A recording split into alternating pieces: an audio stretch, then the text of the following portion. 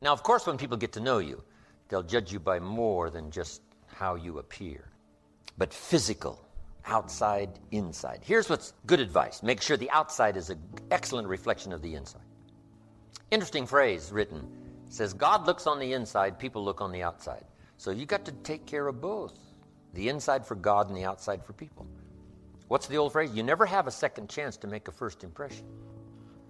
So the outside appearance is also valuable as well as inside vigor and vitality.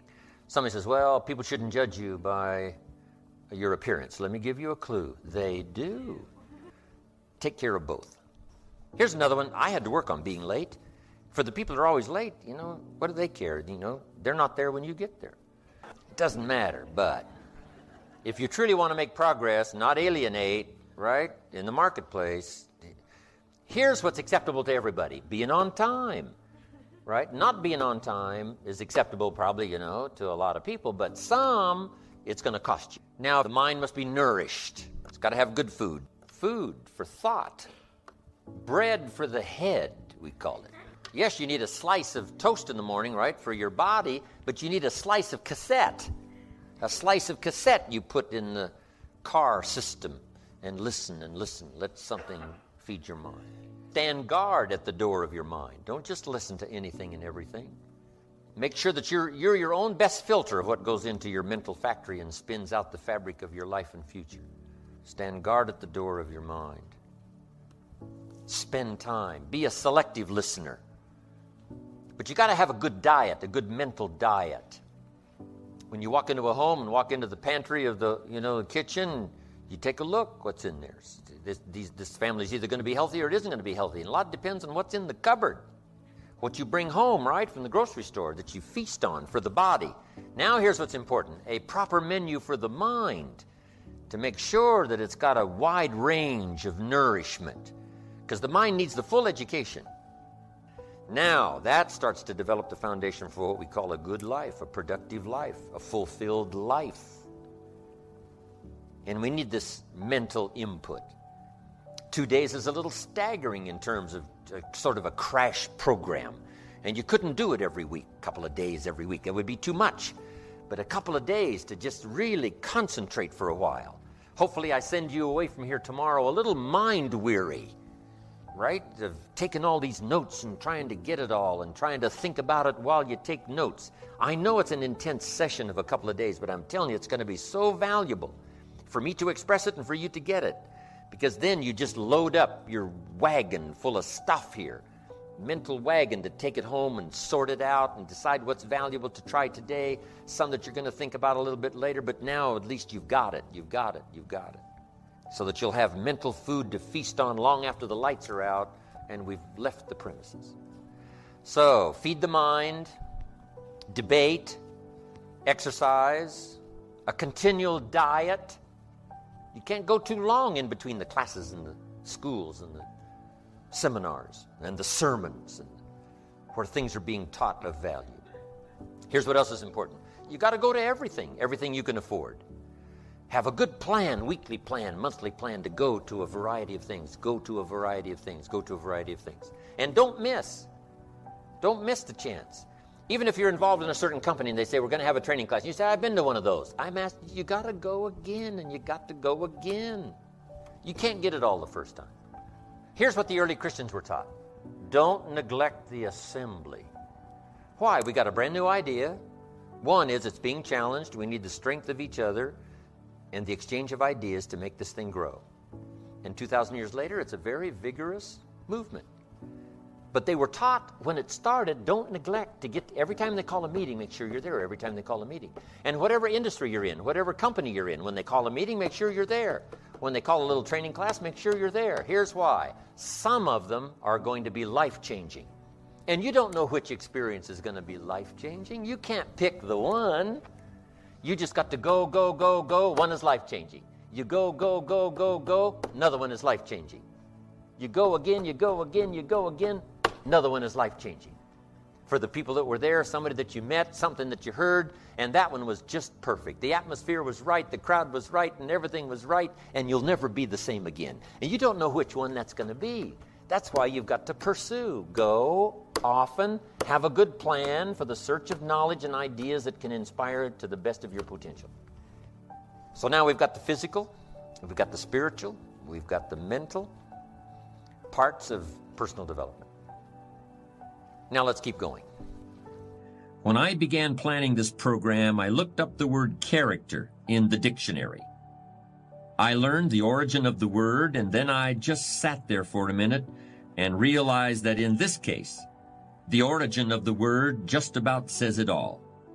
So I'm going to tell you where the word character comes from, and I'd hope it has as big an effect on you as it did on me. But first I want to just quickly mention the origins of another word that people often confuse with character, just to clarify the differences. That other word is charisma, and I think that it's often confused with character today. But charisma is really quite different. Charisma is derived from a Greek word meaning an ability to elicit favor in other people. It's a magnetic quality of personality that people respond to as if it were magic. Charisma is almost like a magic wand that confers power over others. But character has a very different origin. Character comes from a Greek word meaning chisel, or the mark left by a chisel. I'm going to repeat that because I think it's very important. Character is derived from the Greek word for chisel. And of course, a chisel is a sharp steel tool used for making a sculpture out of a hard or difficult material like granite or marble. And a chisel is also used for stripping away waste material from an object, stripping away stuff that might get in the way in order to get down to the essential thing, the thing that really matters. You've got to chisel your character out of the raw material of yourself, just like a sculptor has to create a statue. The raw material is always there. Everything that happens to you, good or bad, is an opportunity for building your character. Let me point out another important distinction between character and charisma. You may have noticed it already. In both its definition and its derivation, character doesn't refer to other people. It doesn't refer to having power over other people or getting other people to follow you or gaining favor with other people. Character is something that you have and that you are. You could be marooned on a desert island, and your character would still be important. In fact, it would likely be very important in that situation. But charisma wouldn't do you any good at all. Charisma requires the presence of others, while character is all about you. Character is the person you are after you've chiseled and have gotten past all the unnecessary material to what's underneath.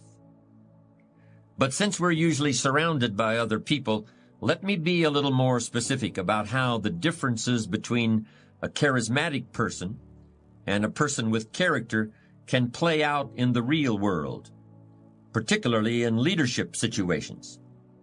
Here are 4 sets of circumstances that can easily occur. First, a really charismatic person can make people believe there's pie in the sky, or that the sky is going to fall tomorrow, one just as easily as the other. By creating these expectations, charismatic individuals can indeed energize and inspire others, or terrify and demotivate them, until the overblown scenarios are proven false and the charisma runs out. But a person of character doesn't need to be anyone's Pied Piper and isn't comfortable in that role. Instead, he or she looks within for the true source of inspiration and energy. Second, a charismatic person can inspire devoted or even fanatical loyalty. But this can all too easily turn into an unconscious sense of dependency, and that can make matters difficult when the leader is no longer available.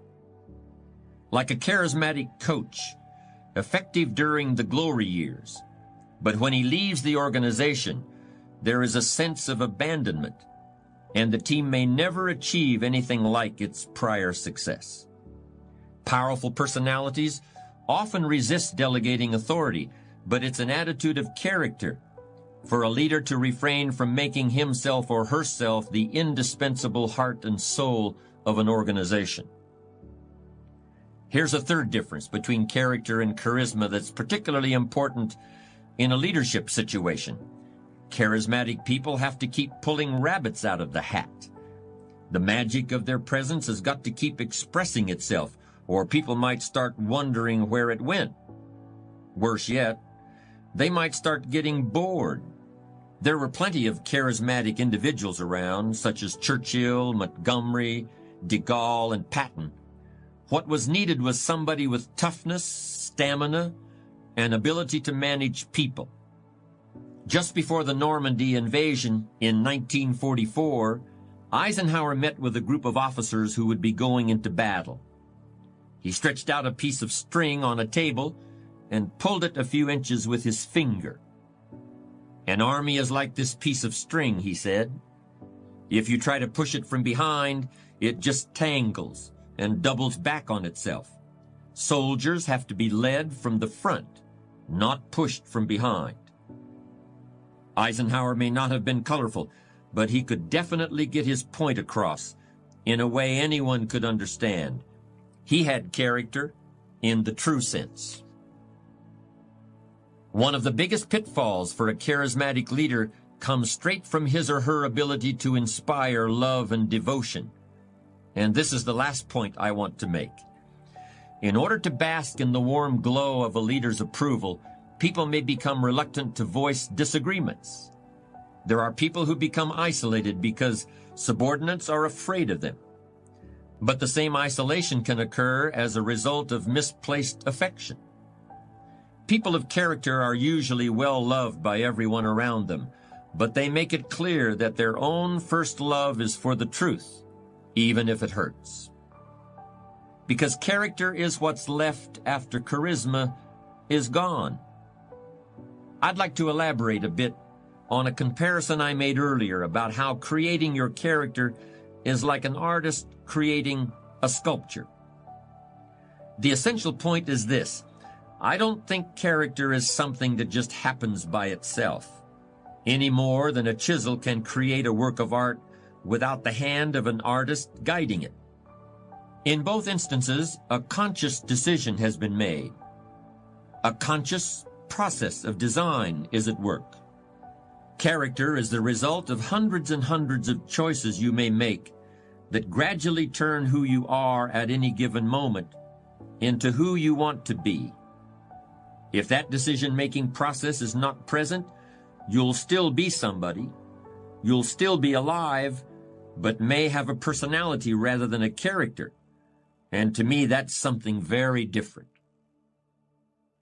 You build character out of certain qualities that you must create and diligently nurture within yourself, just like you would plant and water a seed or gather wood and build a campfire.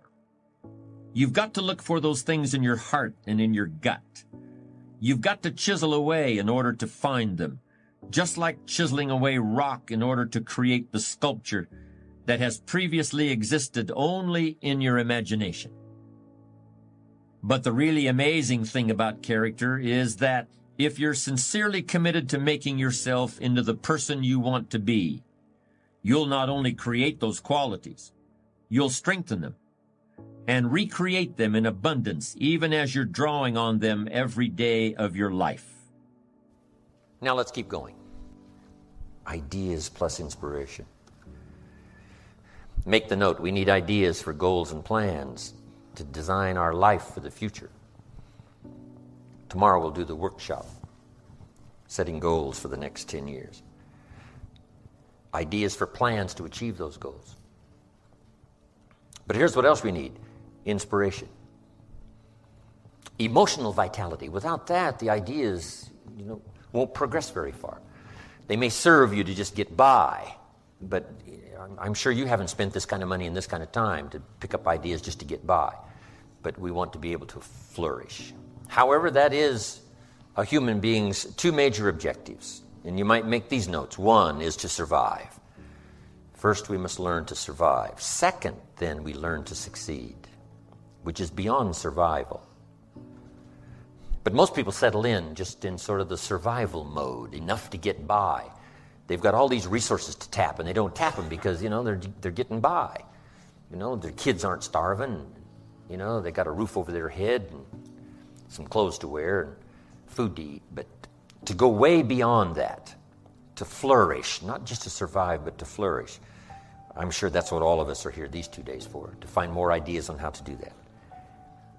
Now, the idea part is fairly basic and upfront, right? We're going to talk about time management ideas. We're going to talk about leadership ideas. We're going to talk about good health ideas. We're going to talk about all kinds of ideas. And they're fairly easy to put forward. Here's what's a little more tricky, inspiration. Who knows why one's inspired and one is not inspired? Here's what I call it. It's a good thing to remember for the rest of your life. It's called the mysteries of the mind. And you'll be confronted with that forever, the mysteries. Here's what we have to do with most mysteries. Leave them mysteries. And learn to be curious instead of dismayed. Say, why is it this way? Say, I don't know. You get your own planet, you could rearrange it some other way. But on this planet, we seem to be guests. So you figure out how this one works, whoever set it up, right? We follow how it's been set up. Then if you get a chance for a planet, then you can rearrange the whole deal and say, well, I'm not going to do that. I'm going to do this. I'm going to do this. So if you ever get that chance, you can do that. But hey, on this one, it was prearranged before we dropped in here. But on the spinning planet headed somewhere, right, what is the deal? And part of it is a mystery. One of the mysteries. Where did we come from? Where are we going? Some of those are a bit unfathomable. We try our best to understand. One writer said what? We see through the dark glass. We think we've just about got it figured out, but it's a little hazy. It's a little dark. We can't see it quite as clear. But all of our lifetime, we keep searching for ways to see it better, see it better. Someday, hopefully, it'll all be clear. But some things are mysteries. I do a seminar like this. Someone walks out and says, I'm going to change my life. Someone else walks out and says, oh, I've heard all this stuff before. Why two different reactions to the same seminar? Just make the note. It's a mystery. And I haven't tried to solve that. You say, well, I'm going to make everybody walk out and say, I'm going to change my life. See, no, you can't do that. It's going to be however it's going to be. And the key is to be curious and not dismayed. Let the mysteries be mysteries. Interesting story says the day the Christian church was started, a magnificent sermon was preached. And if you read the account of the sermon that was preached the first day the Christian church was started, it was a magnificent sermon. And it was a magnificent occasion. It said there was a multitude that heard this sermon, meaning what? A lot of people heard it. But there was an incredible variety of reaction to the people that heard the sermon. It said some that heard the sermon were perplexed. And I thought, wow, this looked like a pretty straightforward sermon to me. Why would anyone be perplexed? And here's the simple answer. They are the perplexed. I mean, if you try to figure that out, you go crazy. And here's what I learned to do. Leave the perplexed. You can't straighten this out. It said some that heard this great sermon laughed at the speaker and mocked, laughed and made fun of him. I'd say, well, hey, this guy looked pretty sincere to me. Why would anyone laugh and mock? And it's a simple answer. They are the laughers and the mockers. And there's nothing you can do about that. You can't straighten it out and you can't turn it around. You just have to let be whatever is and let it be rather mysterious, but learn to be curious and not dismayed. Then it said some that heard this sermon didn't know what was going on. And they're easy to spot. They're usually saying, what's going on, right? They don't know what's going on. Somebody says, well, they should know. Well, your shoulds and shouldn'ts ain't going to affect it. It's like saying the sun should come up in the west. No, you got to leave this stuff alone. Just let the mysteries be mysteries and let what happens. Let that all be. So some were perplexed, some mocked and laughed, some didn't know what was going on. But here's the rest of the story. It said some that heard the sermon believed. And that's who the speaker was looking for, the believers mixed in this whole mysterious array of human reaction to the same presentation. And you've just got to let this whole mixture of reaction be a mixture of reaction. And you can't be dismayed by it. Otherwise, the only cure for it is to get your own planet. Otherwise, there is no cure. Because I used to try to straighten all this stuff out. In the beginning, I used to say, I'll make them successful if it kills me. I almost died. You can't do that. It said some believed. And that's who the speaker was looking for, the believers out of this massive audience of a multitude. Now, here's what was interesting. It said the number that believed was about 3,000. So it was a pretty good first day. So make the note. You can have a good day in spite of the mystery. In spite of the mystery of reaction, in spite of who's who, in spite of what happens, in spite of the full variety of human reaction and human behavior, in spite of the whole mix in each community, in each place, in each school, wherever, in spite of this whole mysterious mix of how things are and how humans react and how they behave, here's what you can have: a good day. 3,000 the first day. Wouldn't you call that a good day? 3,000. I've had some pretty good days, but not 3,000. Amazing. So, let the mysteries be mysteries. But inspiration, hopefully I've caught you at the right time where you'll be inspired to listen, inspired to take notes, and then inspired to give it a try. And this is all I ask after the seminar's finished. Just try some of this stuff. Some of the ideas I'm going to share with you the next 2 days. Just give it a try. You never know till you try, Papa said. See if it'll work for you. And then here's what's next. Refine it all as you go. First you learn, then you try, then you refine, then you evaluate, and then you pass it on. But here's the key, is to turn response into results. I appreciate applause, but applause is not the deal. For me, here's what's valuable, is to have this stuff work in someone's life. To have it make a difference in someone's income, have it make a difference in someone's financial future, have it make a difference in someone's health, measurable difference in someone's future and health. That's my game.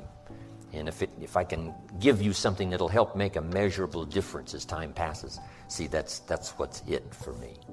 Key phrase, results, is the name of the game. I do another seminar called The 5 Major Pieces. It's also the title of a book, but here's those pieces. One is philosophy. We're affected by what we know. Next is attitude. We're affected by how we feel. Third is activity, or disciplines, or work. Labor, it's called. We're affected by what we do. And number 4 is results. Learn to measure and count to see how you're doing. Making progress is the name of the game. And here's how I describe it. Measurable progress in reasonable time. That's what we ask of our kids. That's what we ask of everybody. Make measurable progress in reasonable time. But results is the name of the game. We don't study philosophy just for philosophy, or attitude just for attitude, or discipline just for discipline. These things by themselves serve no purpose. But these 3 items invested in labor, in the work, produces results. Now we measure our results to see how our disciplines are working, how our attitude is working, and how our philosophy is working. And if the results aren't to your liking, there's only 3 places to check: discipline, attitude, philosophy, personal philosophy. It's a pretty simple process. Some people check interest rates. Well, but, that's not where the real problem probably is. Check what you know. You may need more knowledge. Check how you feel. You may need to adjust your attitude. And check your disciplines, and you may need to add a couple to the ones you're already engaged in. And that'll start immediately to changing the results that you can measure, that you can count. And you might add one more word here: weigh. Okay, weigh and count and measure.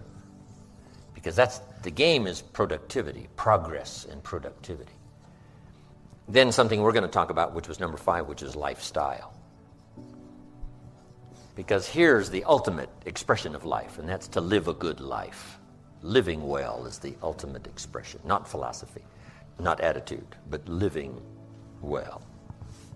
Hopefully I'll give you some guidelines that have come my way, translating response to results. Now, just finishing up, make these notes. To get the most out of the 2 days, here's number 1. Everybody would agree on number 1. Be thankful for what you already have. Here's the next one. Be eager to learn. I know all of you already know a lot, but be eager to learn the rest. I've learned a lot in my years, but I'm eager to learn the rest. Now I'm trying to capsulize my learning. I'm trying to accelerate my learning, right? Because I don't have a couple hundred years left. So I've got to accelerate my learning curve, especially in the next 4, 5, 6, 8, 10 years. And I'm asking you to do the same. An accelerated learning curve to maximize the time to learn as much now in 1 year as you used to learn over 5 years. Just accelerate the curve. Eager to learn. No matter how much you know, you can always learn a bit more. Improve your life, sometimes to a startling degree. Some of the great fortunes of the world were made, what? After someone turned 50, 60. Because now they've got all this experience. Now when an idea comes, they invest 50 years. They invest 60 years in this idea, and it explodes into fortune. So as maturity comes along, what a great time now to come up with good ideas, because now you can maximize their possibilities because of your maturity and what you already know. So be eager to grasp that next idea, because it could explode your health, explode your life. It could start a whole new realm of future for you at dimensions you never even thought of, the next idea, the next couple of ideas. So be eager to learn no matter how rich you are, how healthy you are, where you are. So no matter where you are, be eager for that next idea. Some of you have been teaching like I have for years and years and years, but be ready for the next idea, because it could explode now your teaching career. It could add new dimensions because of where you are and because of your age and because of your maturity and because of whatever. The next effort you make to get something, no telling what that may add in terms of multiplication in your life and your ability to affect the lives of other people. Amazing. Here's what also I'd ask you to do. Argue later with all the stuff I'm going to cover. I wish we had time to debate every issue, because a lot of this stuff's up for debate. Nobody knows that better than me. And I've been doing my best all these years to debate, my point of view, as well as to listen from the other point of view. But, I would ask you to argue later, because we don't have time to open up discussion for every point that I'm going to cover in the next 2 days. But here's what's important. Debate all major issues. Some issues are fairly sort of obvious. Say, well, I can see the positive side of that right away. But some need discussion. Now, here's what's valuable, to discuss some things with someone else. Debate back and forth. In Israel, one of the great forms of learning is debate. You walk into the classroom, wow, it sounds like confusion. Or they get a hold of an idea, and one gets on one side, and one takes one position, the other one takes the other position, and one says, this is it, and someone says, no, you're mistaken. Here's what you failed to read. Someone says, well, I didn't know that. And then they advance their point of view and say, no, I think you're wrong here. You haven't done your research. How about this, this, and this? The person says, oh, you're right. I didn't do that research. And this verbal debate back and forth goes on in Israel. An Israeli part of learning is this debate. So here's what's important, is to debate the major life issues. In good health today, the great debate is on, which has given us advances we've never had before. So here's what you must be, though, in the debate: a good student. Open to learning, defending and learning. That's what's important, not just to defend, but to defend and learn. Defend your point of view until it's sort of obvious that you've got to give some ground here because you haven't done your research. But this debating is important. We have to debate the health issues. One health book says, do this, you'll live forever. The second health book says, if you do that, you'll die young. So here's what we should do. Make the note, right? Be a student, not a follower. This is important advice. Not to be followers, but to be students. Be no one's disciple except the Lord's. You wind up in Waco, Texas. Be no one's disciple. But be a student. Someone says, well, these 2 books now have opposing views about health. Here's what you should do. Answer. Read both books and make up your own mind. Read both books and see if you can't figure out some way so that it applies to you, maybe drawing from both presentations. Not to follow one or the other, but to draw from one or the other, or maybe both, and develop a plan for you. Here's some of the best advice I've got for you. Make sure what you finally do is the product of your own conclusion. Make sure what you finally do in your financial pursuit, in your health pursuit, in building a good family pursuit, in developing your spirituality. Make sure what you finally do in pursuit of that is the product of your own conclusion, meaning you've processed differing points of view. You've processed what you've learned, matched with what someone is teaching you. Here's what's important. No one voice has all the answers. I certainly don't. I only have my point of view. I only have my perception. But my perception may be valuable. What if I say to you, did you ever look at this from over here? And you say no. So you walk over here where I am and you take a look and you say, wow, I never saw it from over here before. And maybe that look, from my point of view, is an interesting perception. It may reveal something that from over there, looking at it, you missed it. You missed my point of view. Not that my point of view is the point of view, but it is a point of view. Right? There's a difference between a point of view and the point of view. Here's the first skill that revolutionized my life: sales. Learning to present a product and service to the marketplace. I multiplied my income by 5 first year. Multiple skills. So now I got 2 skills. Milking cows and making sales. But the skill revolutionized my life. I had never seen that perspective before of how I could so dynamically affect my income by learning this extra skill. Amazing. So be eager to learn, argue later, but debate, right? Is it for me or isn't it for me? Do I have the temperament? What is the deal? Should I start now and learn, or should I postpone it? What should I do? All of this stuff is very good. Turn it over in your mind till finally you decide. Next, become a good listener. It is difficult. We live in such a busy time. It's going to be a little difficult to shut everything out for 2 days and just concentrate here. Because our life's out there, right? Our family's out there, and our friends are out there, and our business is out there, and things are going on out there. Things are happening out there, right? And sometimes out there, we get sort of distracted thinking a lot about what's out there. But if you can, to the best of your ability, zero in here, give you the best of your attention that you possibly can. Let me just at least start our first subject for today. It's called enlightened self-interest. Part of human nature is self-protection. Part of human nature is self-survival, self-development so that we can defend ourselves and explore the possibilities in ourselves. Self-interest. Now, here's the big question. Is that okay, self-interest? And here's my best answer. If it's enlightened. If it's enlightened. Otherwise, it turns to selfishness. And here's the unique thing about selfishness. It is not in your best self-interest. We must learn that early. When a little child, grabs something away from another child and is selfish, doesn't want to share it. Say, no, that is not in your best interest. And at first, it doesn't seem like it. At first, it seems like, no, what's in my best interest is what's mine is mine and what's yours is mine, and this whole sort of selfish idea. But this is part of becoming a civilized society, is learning that truly, in the long run, your best interest is served by not being selfish. But here's what we cannot do: deny our own self-interest.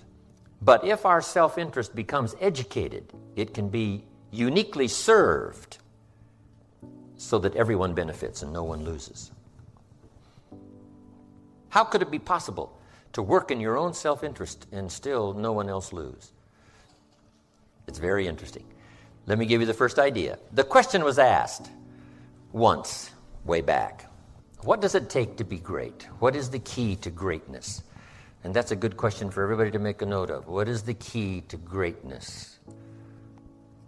The full development of our potential. Because that's really 2 parts to life. Is the full development of our potential and the wise use of all of our resources. You can't describe life, human life, any better than that. The full development of all of our potential and the wise use of all of our resources. That's worth a few books. Just those 2 sentences is worth several books. Full development of all of our potential and the wise use of all of our resources. But in the development of our potential, the question was asked, how can we be great? Or should we even seek for greatness? Now, the answer was given how to be great. So it must have been okay. And let me break it down for you. The key to greatness, how to act in your own self-interest, but still not diminish the interest of anyone else. And it's a very simple answer. Now, greatness could be defined in many ways. Great wealth, great power, great influence, great self-esteem, great self-respect. There's many kinds of greatness. But how could we achieve all of that greatness in some measure or ongoing measure? How could we achieve that? Here was the simple answer. It said this: find a way to serve the many. Find a way to serve the many. It is the greatest key to self-interest. Now, at first, it doesn't seem like it, but that's what education is all about, is to take what at first seems to be the best and then find out later, no, that's right, that's not the best. In teaching financial independence to kids, guess what we teach? Someone say, well, what's best now is to spend your money. Say, no, that's what seems to be best. That's what seems to be best. But if you give it a little thought now and attend a couple of classes, guess what you'll learn? That isn't the best. What I first thought was the best turned out, when I was more educated, that wasn't the best. So here's what we teach kids. The best is discipline of your resources. So here's what we teach kids. Do what you have to as quick as you can so you can do what you want to as long as you can. Do what you have to. Save your money. Invest your money. Do what you have to. Conserve your resources. Exercise the discipline now, because then that later leads to many years of self-satisfaction. So that's what education is all about, to turn around what seems to be our best interest and say, no, now I understand that isn't what's best. You got a toothache. You got a cavity in your tooth. What seems to be best is just to neglect and say, oh, well. But here's what's the problem with the cavity. It doesn't get better. So you got to go take care of it. And the dentist says what? You can take care of it now, it only costs this much. Later, it costs this much. So you can pay me now or pay me later. You say, hey, in my own best interest, what? Better to pay up front. Discipline is better up front. Now, so that we can enjoy those later years, to have plenty.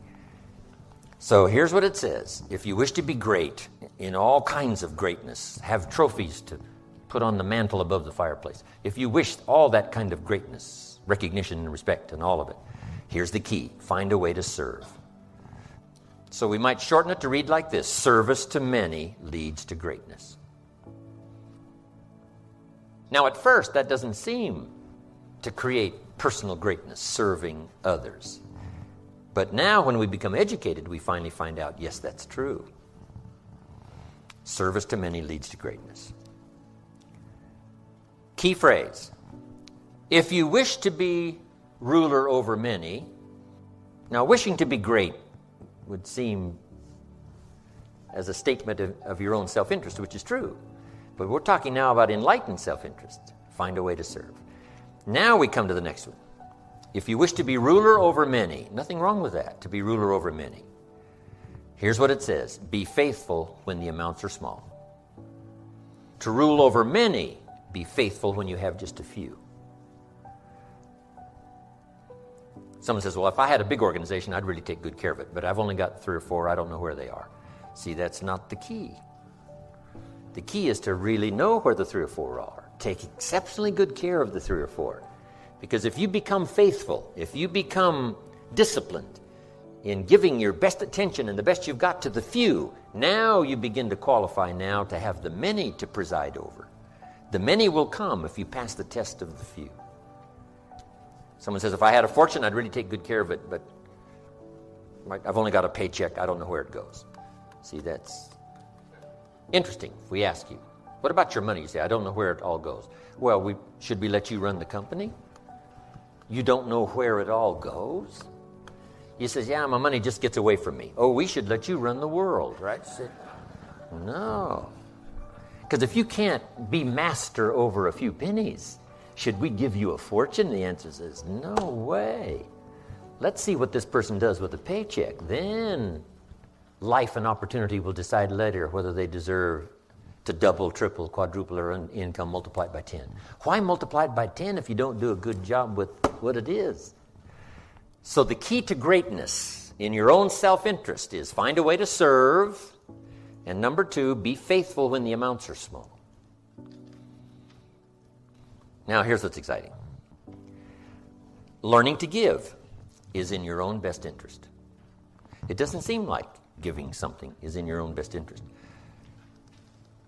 But here's what it says. If you wish to receive, and if you wish to receive, we would call that wishing for your own self-interest, wishing to receive. But here's how you receive in your own best interest, and that is to give. If you give, you will receive. And you cannot understand that unless you're educated. From the very earliest moments of being a child, you can't understand that unless you're educated. In fact, here's what it says. It's better to give than to receive. Now, see, at first, that doesn't seem right. At first, but here's what you can get at first. Faked out until you become educated. At first, it seems like it's better to receive than it is to give. And you say, no, you must be educated to understand. It's better to give than it is to receive. Now, here's why. Giving starts the receiving process. Wouldn't that be acting in your own self-interest, is to do something that started the receiving process? And the answer is yes, now I understand. Now I can act in my own self-interest in an enlightened way instead of a destructive way. Next, in your own self-interest, life responds to deserve, not to need. These are some of the most important notes of the 2 days. If you understand this, the rest is probably simple. Life responds to deserve, not to need. Life was not designed to give us what we need. Life was designed to give us what we deserve. Now, not in a moral sense now. This is just in a basic sense. There are certain moral challenges as well, spiritual and moral. But here's what the great law says. It does not say if you need, you will reap. That's not what it says. Someone says, well, I really need to reap. Then you must learn the basic law. And without education, see, you'll be left behind. Here's what it says. In order to reap, you must plant. Guess who deserves to reap? Those who plant. So, could I deserve something unique and valuable? Yes, if you understand the law, if you understand how it works in your own self-interest. We must plant, we must give to the soil, we must turn it loose, we must let it do its work, we must have patience, take care of it. Now we deserve the reaping. If you need, you must plant. Next, if you need to find, in your own self-interest, if you need to find, here's what it says, you must search to find. Finding is reserved for those that search. They're the ones that deserve it. Somebody who says, well, this person really needs to find a good idea, then they must go searching. You must go to the library. You must go to the seminars. You must go to the sermon. You must go to and listen to the lyrics of the song. You must go to where education is being taught. You must go to where good ideas are being shared. Go to, go to. Rarely does a good idea interrupt you. Rarely. Good ideas are like mining for gold. You've got to develop the mental machinery to go look, go sifting, go searching, go looking. And if you search, what? You will find. The promise is there for everyone in their own self-interest. You'll find all you need to find. If you search for it, you'll find everything you need for your health, everything you need for a flourishing lifestyle, everything you need for a good marriage, everything you need to strengthen your friendship, everything you need for economics. You will find if you'll do like you did today. Spend a couple of days searching, taking a look, seeing if someone has some good ideas to share. All things are conditional. God says, I'm an amateur on God, but God says, if you'll move toward me, I will move toward you. It's always conditional. Which could also be translated, God says, you don't move, I don't move. You say, well, that's arbitrary. Well, when you're God, you can set it up that way. Remember, your planet, you can rearrange all this. Change it all. But on this one, here's what's interesting. What you move toward tends to move toward you. If you move toward education, education starts to seek you out. This is one of the unique positive mysteries. Whatever you move toward moves toward you. If you move toward progress, progress seems to want to now embrace you, move toward you. All life seems to wish to reward its benefactor. If you become the benefactor, you'll receive these incredible rewards. If you're the benefactor to the garden, the flowers seem to bloom and say, look at me, look how bright and beautiful I am because you took care of me. I wish to reward you by being beautiful, lovely, spectacular. Your own children, if you become their benefactor, they want to reward you with their progress. I taught my daughters how to swim, right? My daughters would say, and to dive. And my daughters would say, Daddy, watch. Look, watch. Look what you've created here. I mean, you've spent the time with me and, when it didn't go well, now look at me. This is the payoff. Watch me dive. I was their benefactor. Now all life wishes to respond to the benefactor. Those who give their time, give their effort, give their patience, give their ideas, the benefit of their experience. Now, whatever has benefited from that wishes to respond. The crop wishes to grow. The child wishes to show you how much progress they've made. That is so exciting. Okay. Here's the last part on this. In your own self-interest, it's better to pay. Right? It's better to pay than to get it for free. Someone says, I wish I could get it for free. Not really. Because for free doesn't make anything of you. Here's a good phrase to remember. I wish to pay fair price for everything, for what it makes of me to pay. For the development I must achieve, to be able to pay, that's more valuable than to pay and to receive. Promise is on the other side of price. Should we give you the promise without the price? And the answer is no. That would violate the whole deal. Helping kids to change their vocabulary. A child says, I need $10. Said, that doesn't unlock the vault here. What unlocks the vault? How could I earn $10? Now, see, there's plenty of money here. You just got to use the right language. And the vault comes open. There's the money. There's the door. If you use the right language, part of it is language. We're going to learn tomorrow about financial independence. Part of it's language. Here's what I teach kids, and not to have a savings account. It's important not to have a savings account. Here's what's important, to have an investment account. You want an account that pays. I said, oh, I understand. An investment account, not a savings account. An account that pays you interest. So, the magic language around the house for the kids. How can I earn $5? Not I need $5, not give me $5. How could I earn $5? How could I earn $10? Now here's what's important. Even more important than the $10 that achieves the objective is the development, the personal development that comes from being able to pay. Being able to pay is more valuable than receiving. Getting something is never enough.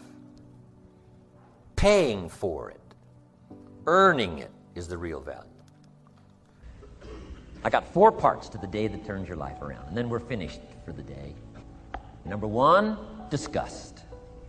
Disgust is a negative emotion, but it can have a very positive, powerful effect. Disgust says, I've had it. What an important day that could be. I met a beautiful, powerful, accomplished executive lady in New York. The company invited me to come in. This lady was a vice president, extraordinary lady. I got to know her, and I found out her story. I said, how did you get here? Big income. And she never went to college, never went to university. I said, how did you get here? Executive, powerful, income. She said, well, let me tell you part of the scenario. She said, when I was a young mother a few years ago, she said, one day I asked my husband for $10. And he said, what for? Before that day was over, I decided I would never, ever ask again. She said, I started studying opportunity, found it, took the classes, put myself through the schools, did the scenario. Now I'm vice president. I make a lot of money. And she said, I kept my promise. I've never, ever had to ask again. It's called a life-changing day. The day you say, enough is enough. Now, if you can add an act to your disgust, it helps. The man takes a shotgun to his car, blows out every window, destroys every tire, puts 100 rounds in it, and says, I've driven this embarrassing thing for the last time. And then he saves it. He saves it. And later when somebody says, how did you become rich and powerful? He says, let me show you this car. One day I'd had it up to here. I blew it to smithereens. Here's the last three. Next is decision. Decision making is a life-changing day.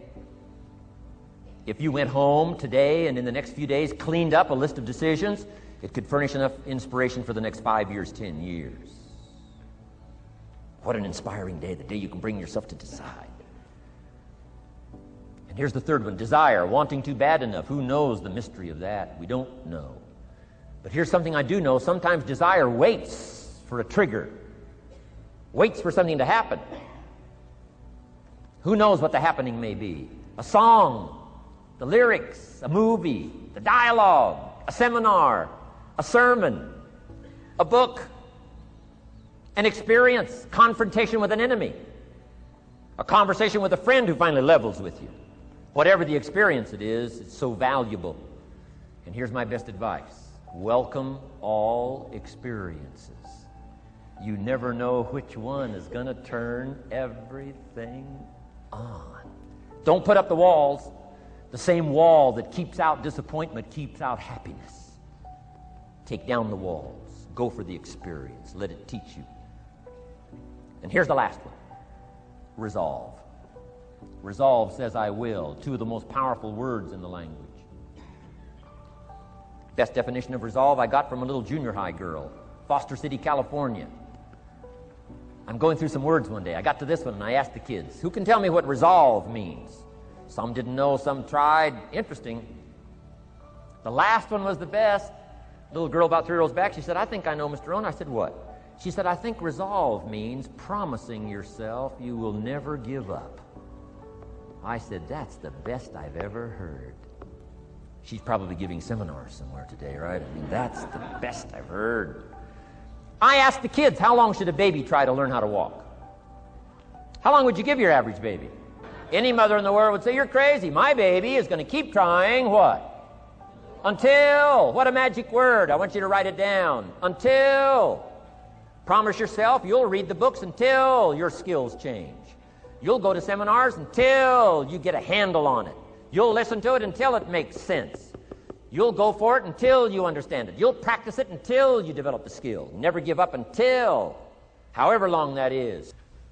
Then you'll discover some of life's best treasures when you pay that.